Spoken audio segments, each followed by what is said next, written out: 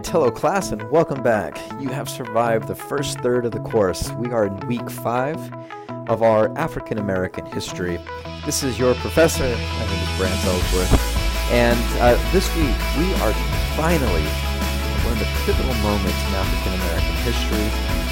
We are at the Civil War, and we're looking at the pivotal period after the Civil War, known as Reconstruction.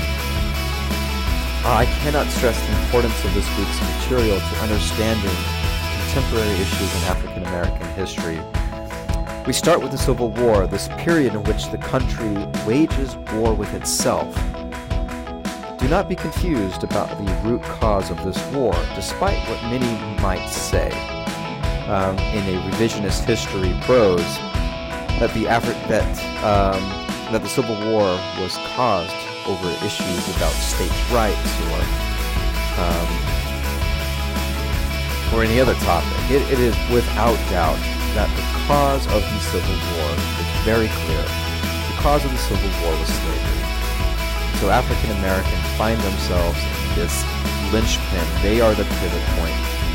It is because of them, because of their place in American society, that North and South disagree about the proper place, and that the North and the South will finally come to blows.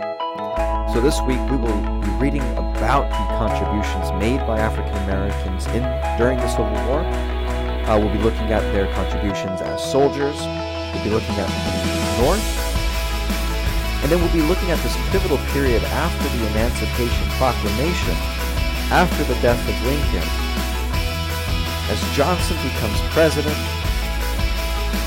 what happens to these areas in the South after the war ends? How is the freedom of the slaves enforced? How do Southern societies, Southern cultures, how do they negotiate this new reality? A society that has largely been built upon inequality, about servitude. How do these Southern plantations function? How do Southern societies support or fail to support the new freed men? And so this week is Reconstruction. I cannot again stress the importance of this material. If you want to understand why America is the way that it is, perhaps no better period should be studied in Reconstruction. We'll be learning about the 13th, the 14th, the 15th Amendments. We'll be looking at laws that have been enforced in order to force white supremacist groups like the KKK, which is created in the aftermath of the Civil War in Tennessee. We'll be looking at how the North tries to fight back against widespread violence to African Americans. And we'll see how politics are involved.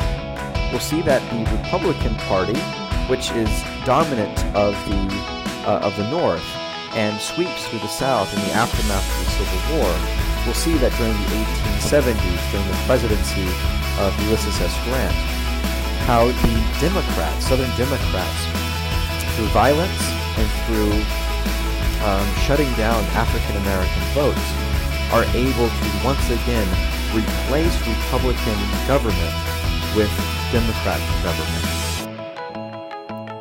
This week, we'll be looking at 2 chapters, Chapter 10 and 11 of the textbook, and Chapter 3 from the Ta-Nehisi Coates book, Why Do So Few Blacks Study the Civil War? This is an important question that Coates asks a few years ago. And what he does is he explains some of the revisionist theories that have come to supplant the factual evidence about the cause and the aftermath of the Civil War.